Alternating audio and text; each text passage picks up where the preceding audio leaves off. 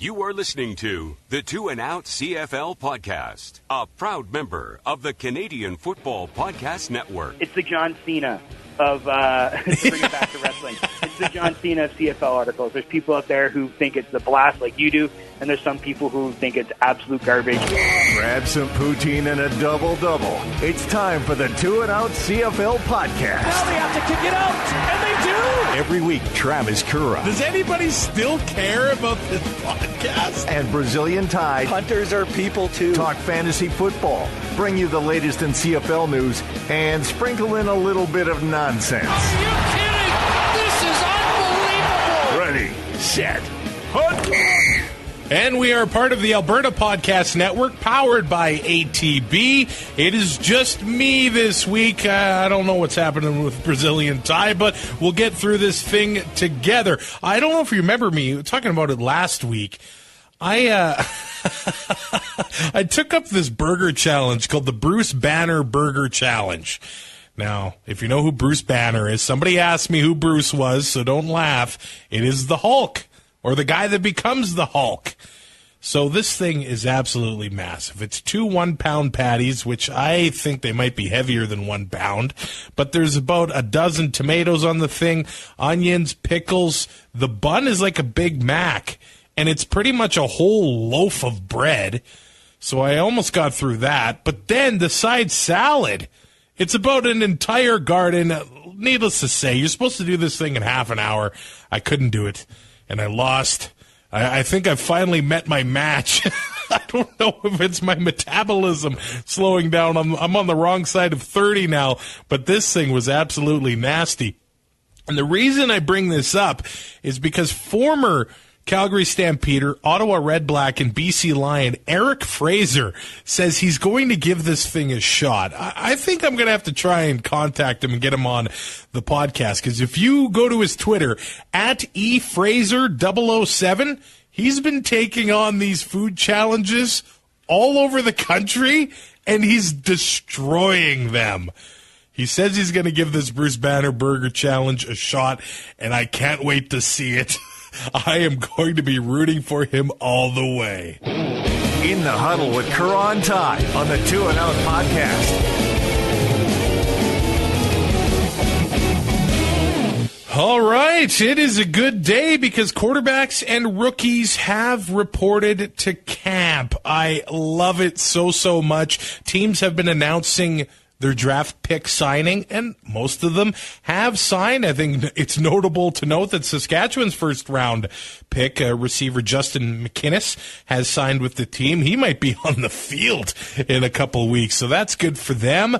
I don't think we've seen a signing yet from Matthew Betts in Edmonton, who has some stuff going on with the Chicago Bears, or the number 1 overall pick, Shane Richards, with the Toronto Argonauts as well. Montreal's head coach Mike Sherman is not at camp soon yet. He will be, though. He's undergone oral surgery and is now fighting an infection. So get better soon, Mr. Mike Sherman. And staying with the Alouettes, Vincenzo Guzzo. I don't know if you've heard that name. I don't know if you watch the show Dragon's Den on CBC. But I'm a CBC guy. I love that CanCon, and I love that show, actually. My wife and I watch it every Thursday when it's on. He's one of the new Dragons on there. So he's got a pile of cash, and he runs a movie theater chains in Quebec. And he could be the new owner of the Montreal Alouettes. It's been reported that he has deep personal ties to football and has a legit interest in owning the team. I've seen some rumblings on Twitter, like some of the promotions that they could come up with the movie theater and the Alouettes, theaters and the Alouettes. I would love to see that. So if we get another stable owner in Montreal, I think we're laughing. And with the tentative CBA deal, maybe this does happen sooner rather than later. This is some cool news as well. They're doing it again. The Canadian Quarterback Internship Program. So all 9 teams are going to be having some U Sports quarterbacks at camp. I know Edmonton has the Heck Crichton winner, Adam Sinegra, there. He goes to Calgary. He's going to be in Edmonton camp. It's going to be interesting to see how these kids do, and we're going to get to it. There's some incentive for teams to bring these kids to camp now as well. I want to go to Saskatchewan because last week we talked to Marshall Ferguson and asked him about Hamilton's chances in the Solomon Elimimian sweepstakes. And then about 2 hours after the show comes out, he announces that he is signed with the Saskatchewan Roughriders. So I really like this signing for the Riders. It's going to be interesting to see how they handle the ratio when it comes to this signing. But when you have a chance to get a Solomon Elimimian on your team, I think you take it. I know some people are, talking about, oh, this guy's injury prone. What does he have left?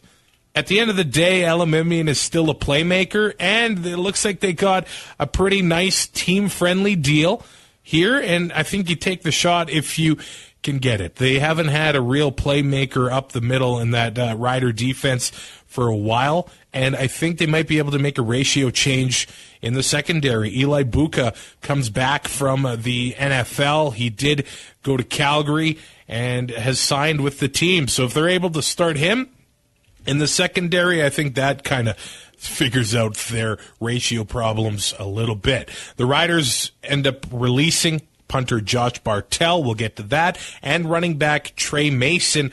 I thought he was decent, but he's not William Powell.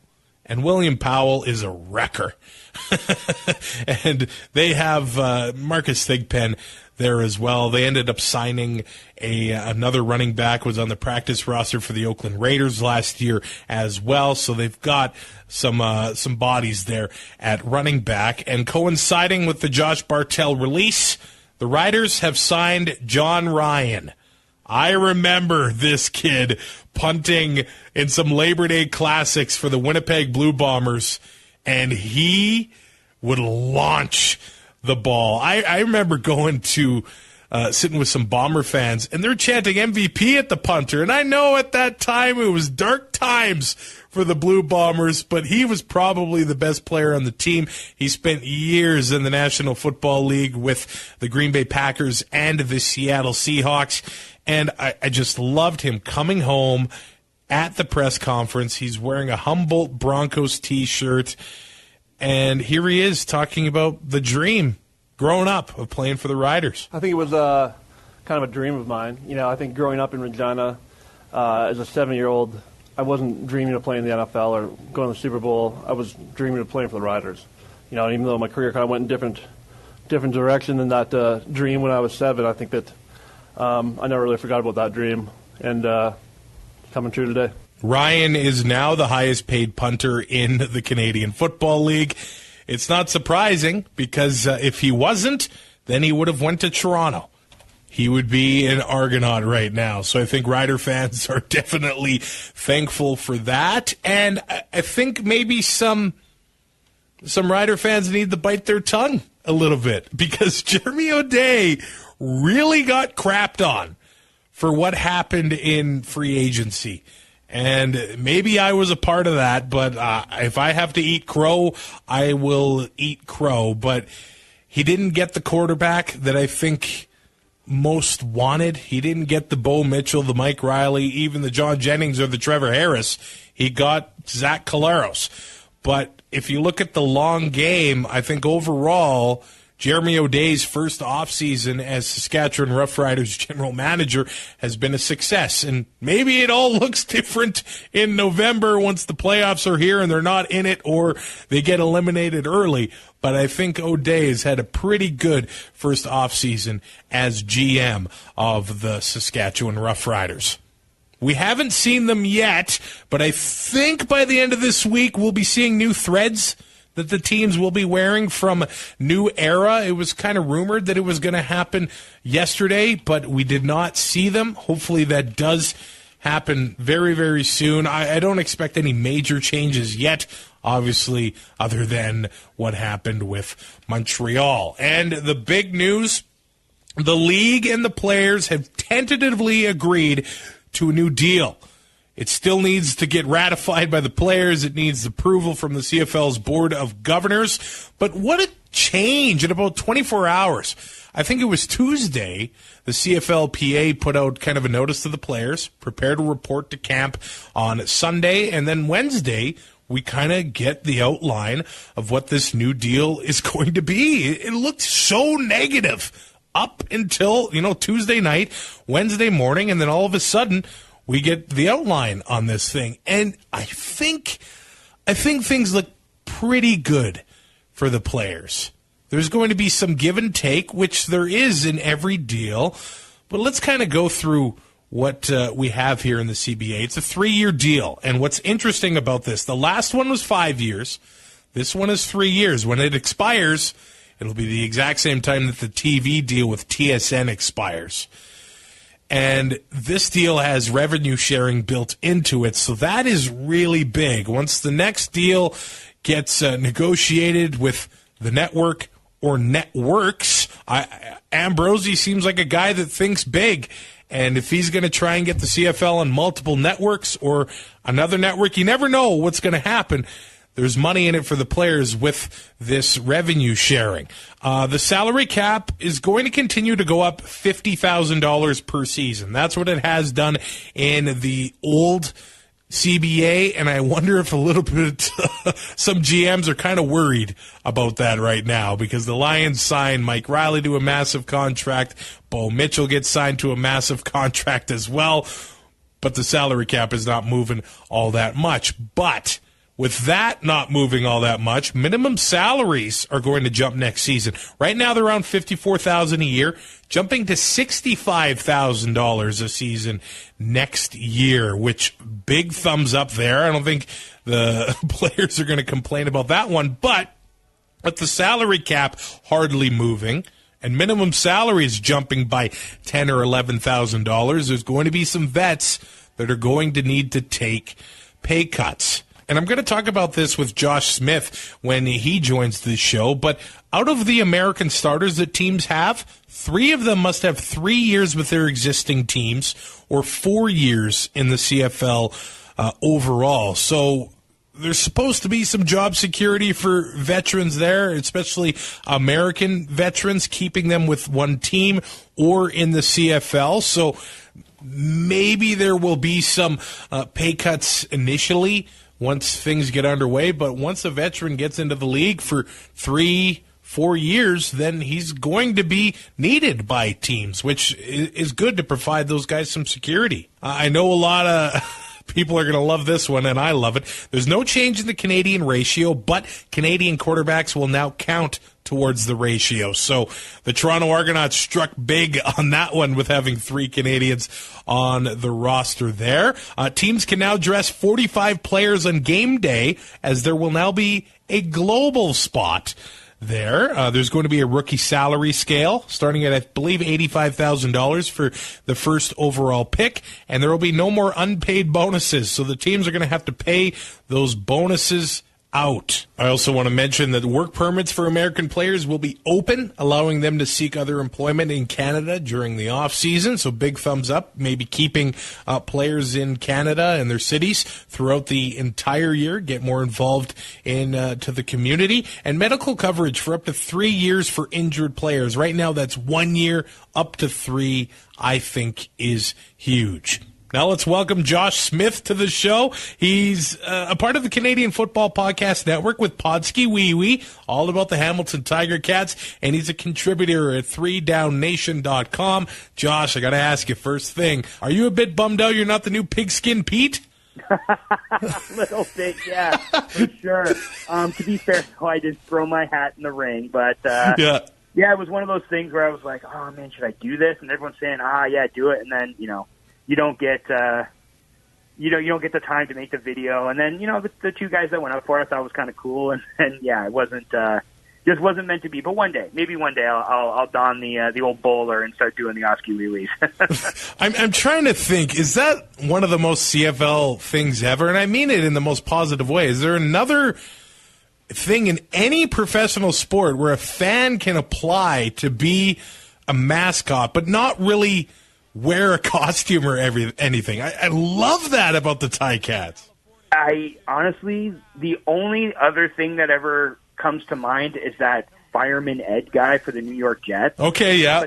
But he's not like an official mascot, he's like, he's just in the stands and he's just leading the cheer and he's kind of, got a following. Pigskin Pete is like, you're right, like he's a living mascot without a costume, but it's like he's almost more synonymous with the team. Like if you were to ask every CFL fans or even Ticats fans, name the Ticats mascot, I'd probably say 9 out of 10 would say, oh, it's Pigskin. They wouldn't say it's Stripes or it's TC. It's Pigskin Pete's the mascot. It is really, really cool. And it's weird because growing up with it, you think that that's just the way it is, and then you see other teams in other sports, and you're like, no one else really has this. What does the job entail? Does it free tickets? I assume it doesn't pay. So, yeah. So he goes to every game. I think he also does personal appearances, and if the team's doing a big I know. So years ago when they did I want to say when Adidas, I can't remember when someone had I think Reebok. When Reebok redid the jerseys in 2012, 2013 or something. They had this big thing at of the mall here in Hamilton. Andy Fantuz was there modeling the jerseys and stuff, and Pigskin Pete was there. So, that's awesome. Yeah, and they did. I remember it was I think it was 2011. The Ticats won a playoff game, and they just beat Montreal, and they were going to Winnipeg for the East Final. It was the first time Ticats been in the East Final since 2001 or whatever. And they had this pep rally at the mall, and it had all the players there, and it started with Pigskin coming out and doing the Podskee Wee Wee, and then there was a thing when they were going to the Grey Cup in Regina, he's there pumping the crowd up as the fans are in front of the offices as the guys are coming out. And then he was in Regina, obviously, for the Grey Cup, and he did the Podskee Wee Wee with Tom Hanks and Martin Short, for crying out loud. It's a pretty cool gig. But yeah, he mostly so during the games, he right at the beginning of the game, he comes out to center field and they do the Podskee Wee Wee chant, and then throughout the game he'll just travel throughout the stands and pretty much hit up every area and get the crowd doing the chant, and then he just kind of pumps up the crowd. He's the kind of a combination of a cheerleader and a mascot. Now, before we start talking about, kind of on the sidelines and on the field things with the Ticats, we kind of heard yesterday that the league and the players reached a tentative agreement. They still got to vote on it, and I don't think the players vote until next week. Did you have a chance to scan over some of the terms in the new CBA? It kind of looks like that the players did as good as they could with revenues, not really, breaking any ceilings or anything. No, I did look at it. You know what? I'm going to bring up something because there's a piece on 3 Down, which plug for the website I write for. Yes, sir. Drew wrote a piece outlining some of the stuff that we've learned about the new CBA. It's a 3-year deal. There's not really, like you said, not really a big jump in pay, stuff like that. I think the big one that I think a lot of people are going to latch on to is Canadian quarterbacks are finally going to start counting towards the ratio. That's a good one. But the one that caught my eye that I thought was kind of weird was some protection for veteran American players, including 3 of 7 international starters, must have played 3 years with their current team or 4 years in the CFL. That's a really kind of interesting new addition to the roster rules, because it's how will that affect guys? How does this? What's the purpose of it? And I think again, we only saw this stuff come out recently, so I haven't really had a chance to think about it. But that's the one when I saw that I was like, oh, that kind of caught my eye, and I'm probably going to sit and think about that one before Mike and I record our next show. We were going to have an episode up pretty soon because we recorded on Tuesday night, which of course was the night before the CBA got signed, which is the Podskee curse, as we like to call it, where there's always some big news that comes out after we record. So when we get a chance to sit down, probably next week, do an episode, I'll probably have had some chance to germinate on the idea and what I think about it. But that's probably the one thing that we know for certain that's coming in this CBA that's really kind of caught my attention. Yeah, I thought that was absolutely really interesting. I don't know. It seems really specific to me. If teams are going to be entering a rebuilding phase, or they have injury troubles, do they have to have 3 vets that have been with the team for 3 years, or I guess with the CFL 4 years altogether? But they're going to like having that wrinkle in there, so there's a bit of job security for those vets anyway, right? Oh, that's just it too. Because I think we always hear about sort of the middle class players, the guys. Bakari Grant, I think, is a perfect example of this. Bakari Grant is a solid football player. Played many years with Ticats and played great. Had a great season. I think he was only with the Riders for 1 year. Played really well with Calgary. You know, I'm a fan of his. I've met him. I like him. Him winning a Grey Cup with Calgary last year, I thought was great. But he's this kind of guy that maybe this rule helps out because he's one of those guys who he's really solid, but he's not elite. So he's one of those American players that when he reaches contract number 2 or contract number 3, they kind of get phased out. Like I like to call them like the middle class. It's like you know your star players, your Mitchells and your Rileys and your Brandon Bankses and your guys like that, Darrell Walkers, what have you. They're the elite of the elite. So they're always going to have sort of their job protection because of how talented they are. But you got guys like Bakari Grant and those guys who like glue guys on the team that kind of. They're the ones that we get recycled through time and time again, but they're also the guys that tend to stay up here the longest because they're really, really good. They're just not good enough to play in the NFL, and that obviously, and I think you know this, no slight on anybody to say they're good enough for the CFL, but not necessarily good enough for the NFL because to play in the CFL, you got to be a pretty damn good football player. You do, yeah. But those are the kind of guys that I think this might help out. Those guys that maybe aren't looked at as the cream of the crop, but still have value and are still valuable members of the team.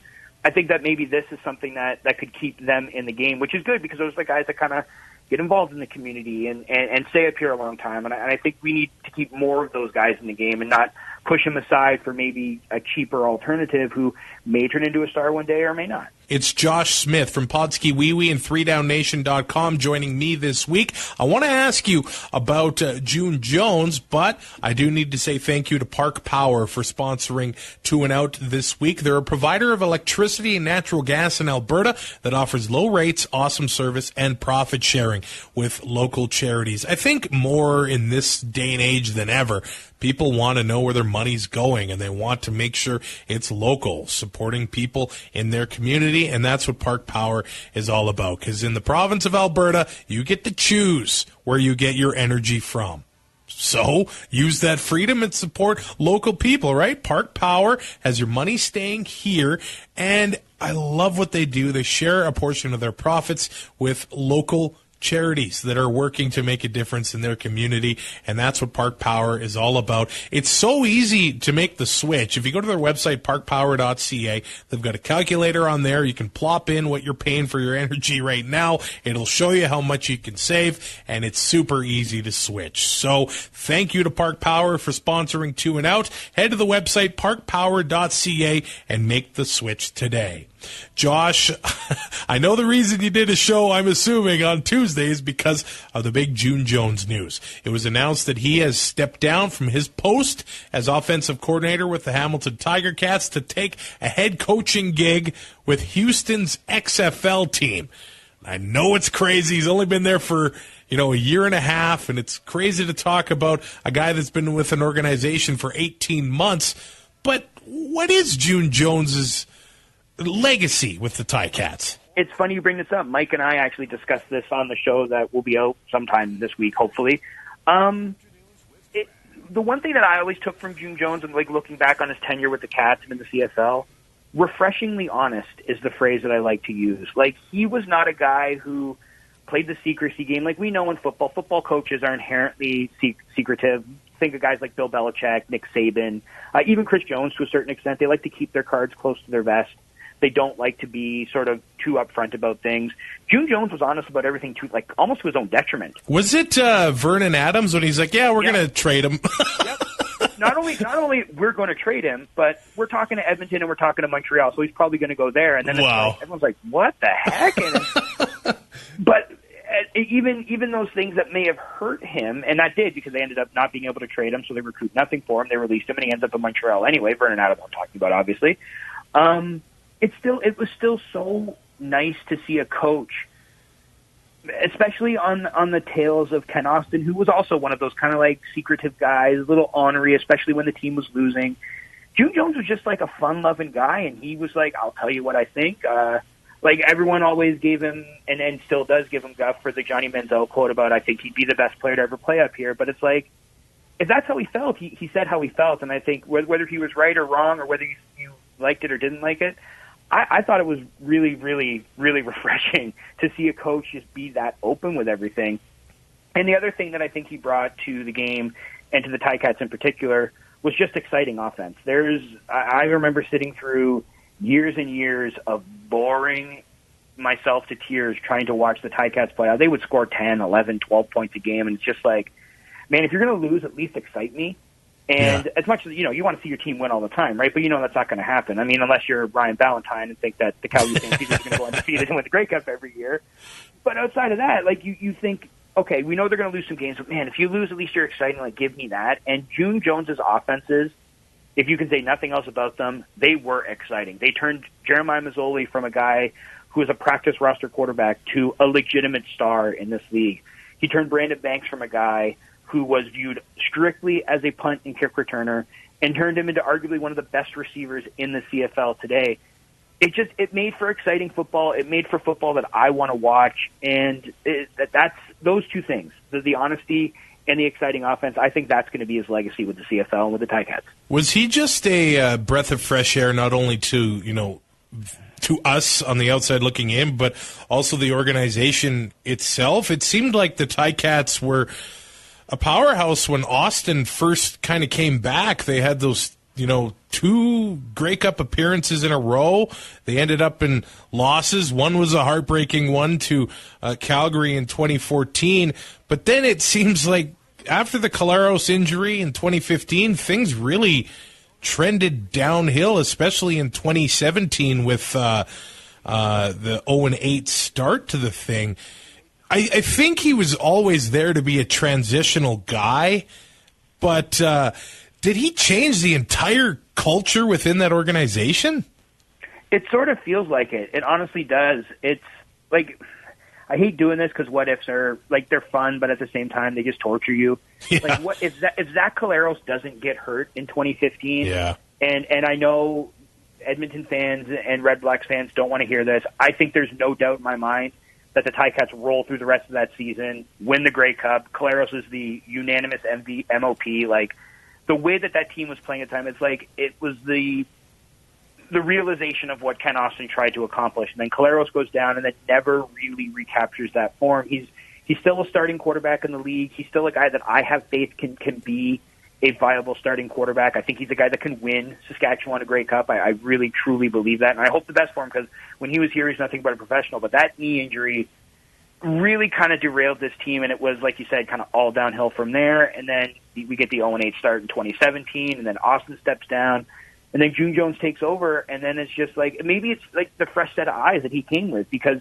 the first 2 things he did when he took over was, Mazzoli's my starter, and I think Brandon Banks can be a guy on offense. And like I said, those 2 guys are now, I mean, I know Mazzoli still has his detractors and probably will until he wins a championship, but those 2 guys you can argue are, if not at the top, then very close to the top of their positions in the league. So, yeah, I think just him coming in and looking at things differently, I think really allowed this team to sort of start trending back upwards. We saw, I know Mike will give me grief for this when he hears the show.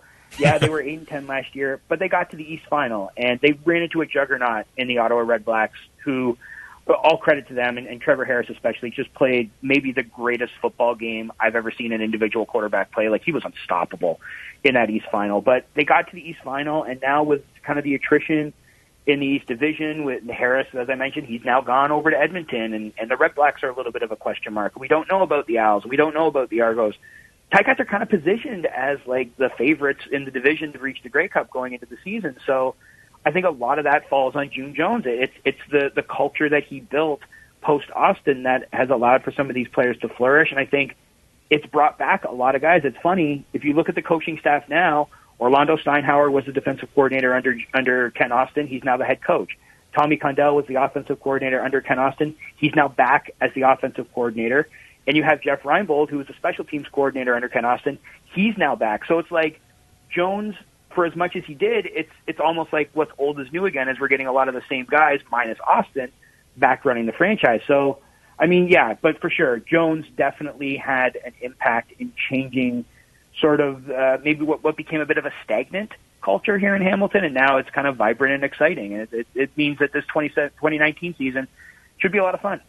Would you say that June's biggest downfall was kind of not being a CFL guy? I always respected him for, hey, I'm taking on this new challenge. I want to learn the game. But I always thought when he was going against, the Rick Campbells of the world, that, these guys grew up with the CFL game. They know how to manage the clock the way it's done in Canada. And that was maybe his biggest downfall, and he might have figured it out maybe this year or next. Yeah, I couldn't agree with that more. I think we'll go back. It's one of the moments that I think will always stand out as, if you want to point at a detraction from Jones, I agree. It's his lack of knowledge of the game. It's the game in BC last year where with, 40-something seconds left, they punt for a single to take an 8-point lead instead of kicking a 44-yard field goal that would have ended the game. And it's a thing where you're like, in the CFL you can punt for a single point. That makes sense. It's something that we fans are always talking about. Yeah. A rouge to win the Grey Cup would be the most Canadian thing ever. But at the same time, you have a field goal kicker, and a 44-yard field goal in the modern era of football is not what you would call a long field goal. So I think decisions like that, we saw a lot of clock mismanagement with him, because of not really knowing how the rules are, or maybe he knows, but he's an American coach, came up in the American college system, coached in the NFL. You're going to go back on what you remember and muscle memory, and his muscle memory was the American game. So yeah, there was definitely some flaws in his coaching, some mismanagement of the clock, and some poor decisions. But all in all, I think I would say his tenure here was a success, and even if you don't want to say success, it's at least interesting. Were you a little bit choked at the timing of it all? It seems, and you did bring up Steinauer and brought up Condell, and it did seem like the Ticats were preparing for this, just maybe not this fast. Yeah, at first, as soon as I heard the news, I was at work at the time, and I had about 15 text messages from all the people I know going, June Jones stepped down as offensive coordinator, and Condell's taken over. And at first I was like, oh, man, wow, this close to training camp? Like, that kind of sucks. And then the more I thought about it, I was like, well, wait a second. They brought Condell in, and I can't remember if he was quarterback coach or running back coach. They brought him in earlier in the offseason. It's like they must have been planning for this. And then I don't remember where I saw it, but someone wrote about it, or someone might have tweeted it out saying the Ticats kind of expected Jones to maybe step down after this season, and that's why they hired Condell, and he was the OC in waiting. So it really just kind of accelerates that plan. And while the timing of it isn't great, like this close to the start of the training camp and the season itself, I don't think it's as doom and gloom, at least for myself, as I initially thought. Whereas, like, you hear about teams, like we talked about it with Jamie Elizondo leaving the Red Blacks when he did, and it's like, well, where are they going to find an OC? And they really didn't. They're going to go with a committee approach. And here it's like, okay, well, they had a succession plan in place. They had a succession plan in place with Steinauer for Jones, and I even think that was accelerated a bit much because I think when the Ticats brought Steinauer back last year to be sort of the associate head coach, I truly believe the idea was, well, we signed June Jones to a 3-year deal. Maybe he coaches 2 years out of that. Maybe then he takes the OC role, and then maybe he, because he's pushing 70s. Yeah. He's a football lifer, but he probably would enjoy a little R&R. You know what I mean? I think the opening in Toronto, because I don't think anyone thought Mark Trestman was going to get fired the year after winning a Grey Cup. So I think the opening in Toronto, where Steinauer does have some history. He likes being in Southern Ontario, so whether it's Hamilton or Toronto, I think he'd be comfortable in either position. I think that sort of pushed this forward. I think that sort of pushed Steinauer to become the head coach maybe a year before he was planning on it, and I think that sort of accelerated that. So then we got Jones in the OC role, and I think he became like associate head coach or whatever. And I think just like he's always been kind of transient. Like he doesn't stay anywhere for that long. I think his longest stint, I think he was with Hawaii for like 10 years, but he's a Hawaiian guy. Like he lives there in the off season. That's where he likes to. That's where his life is. So that made sense. So yeah, like it did feel. It does feel a year too early, but at the same time, I don't think it's necessarily. It's not the end of the world that they've made this change now. It's going to be a transition. It's going to be difficult a little bit, I think, for the team. But I think at the end of the day, it's an offensive coordinator that knows how to coach. It's a head coach that knows how to coach. I don't think it's going to be all of it. It's going to be different philosophies, but I don't think everything's going to be. It's not a situation where like you really, really have to worry.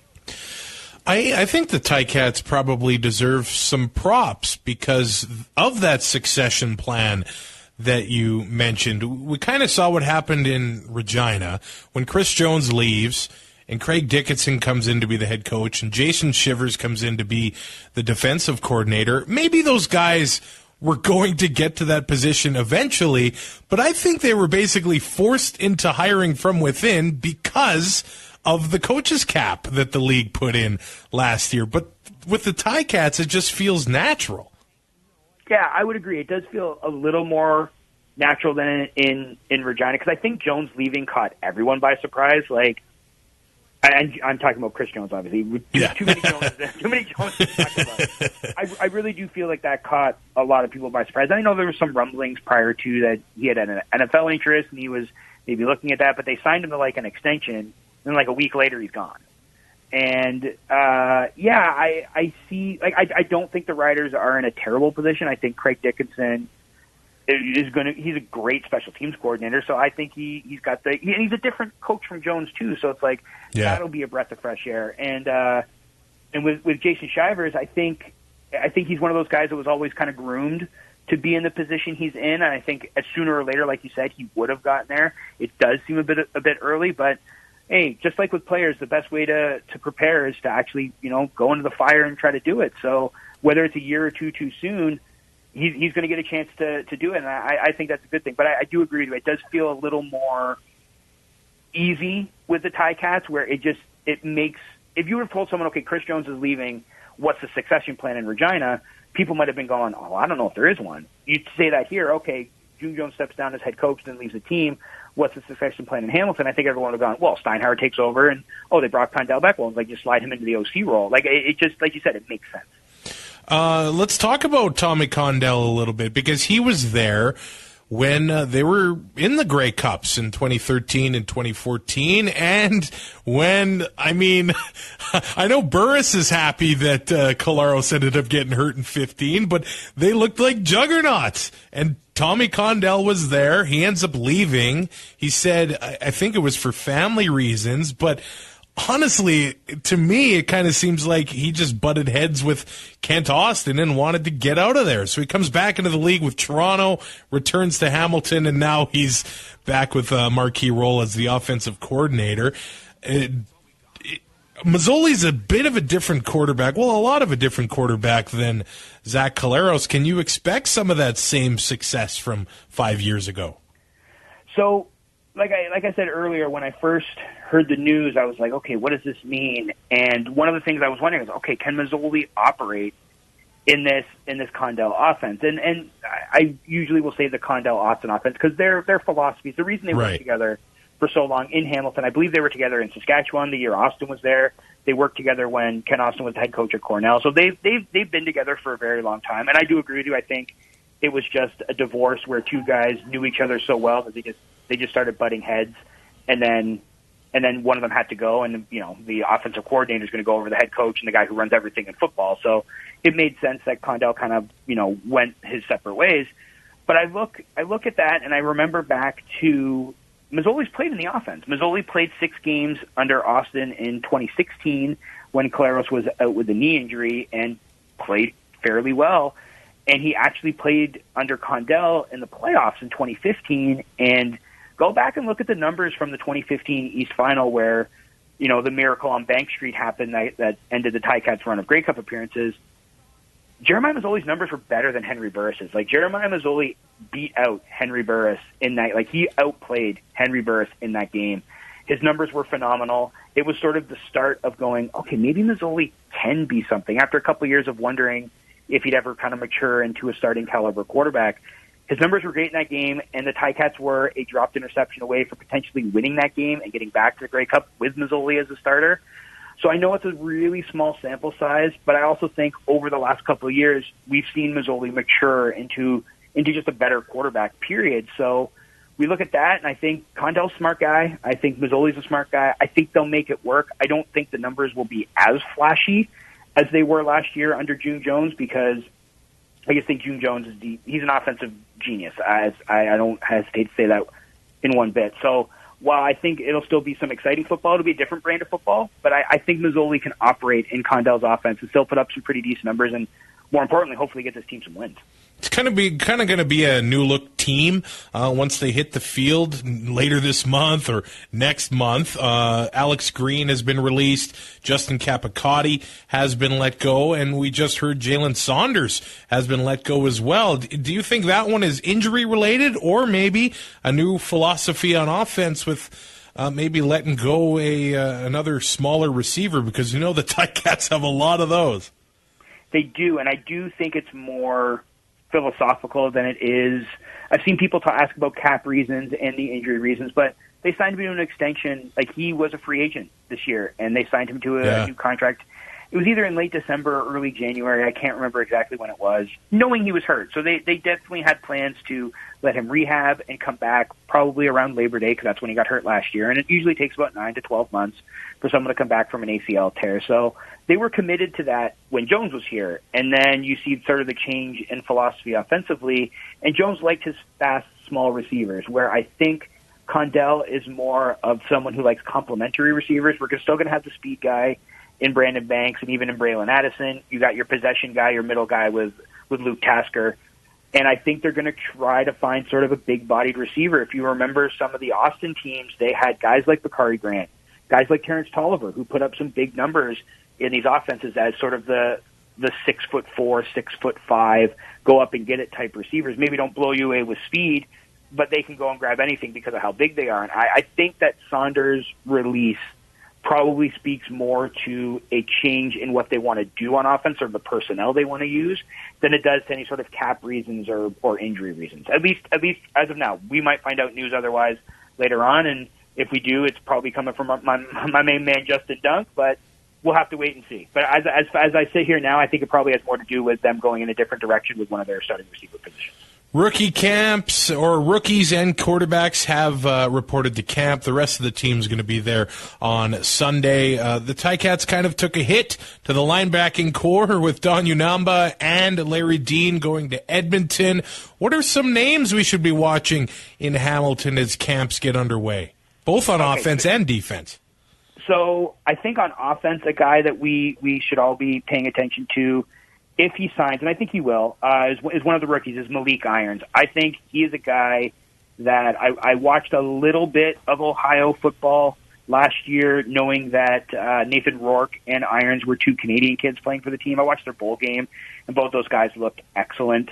And watching some other games throughout the year, I noticed Irons is a very powerful runner. He's a guy that could really sort of intrigue people. Braylon Addison is a guy who came on late last year when Saunders and Brandon Banks got injured, put up a couple 100-yard games, looked like he could be the next big star for the Ticats on offense. So I'm really curious to see him. Defensively, I think we'll touch on the linebackers mostly because that's where I think there's going to be some new faces there, obviously, with, as you said, Dean and Unamba heading over to Edmonton. Rico Murray has been brought back from a couple years away and 2 Grey Cup appearances with the Argos and Red Blacks last 2 years. So I think he's a guy that could be in position to replace Unamba. And middle linebacker is going to be really interesting. The Ticats have done a great job over the last decade or so of finding middle linebackers. Everyone loves Larry Dean, but before Larry Dean, everyone loved Taylor Reed. And before Taylor Reed, it was Jamal Johnson. And before Jamal Johnson, it was Ray Williams. And I could go on and on and on. The Ticats have not had a hard time finding some guys to play linebacker. So there's a couple players. They signed Justin Tuggle away from the Argos. He's a guy that I think will probably get first crack at starting in the middle for the defense. But 2 names that I think fans and people around the league should keep an eye on.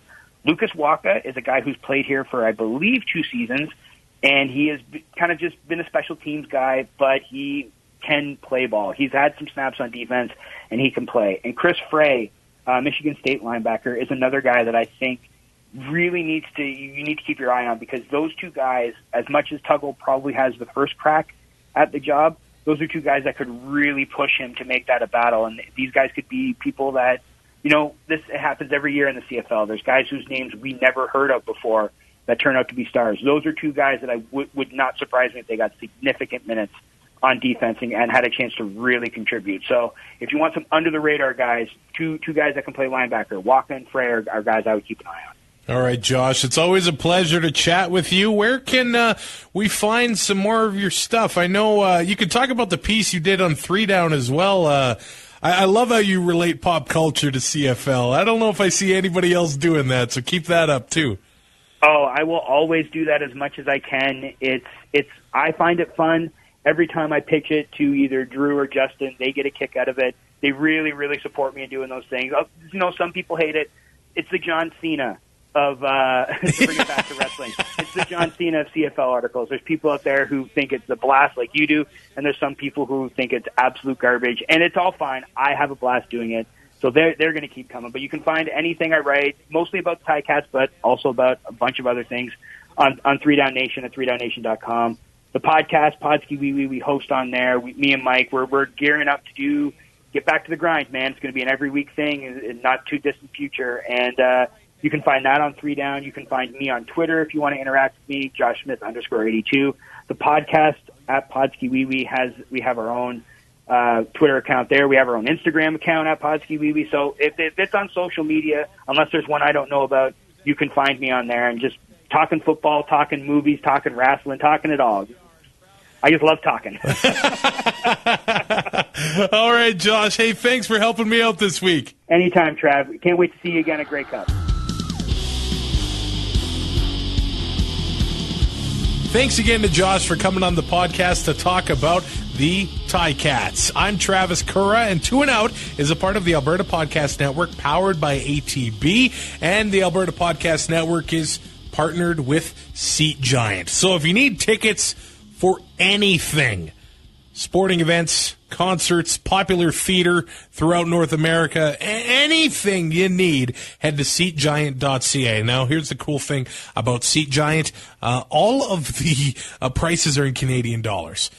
I assume if you're anything like me, you've gone to a website, it's in American dollars, you're trying to do the math in your head, it goes on your credit card, you did the math all wrong, you're paying a lot of cash, but right here, it is right in Canadian dollars. You know what is going to happen. And now that the CFL deal is tentatively reached, we're going to have some CFL games to go to. I know a lot of fans like to do road trips all across Canada, so use this code, APN, 3 letters, APN. When you're checking out on SeatGiant.ca, you're going to save 5% on your purchase, and you're going to support the Alberta Podcast Network all at the same time. Grab your tickets for anything at SeatGiant.ca and use the promo code APN.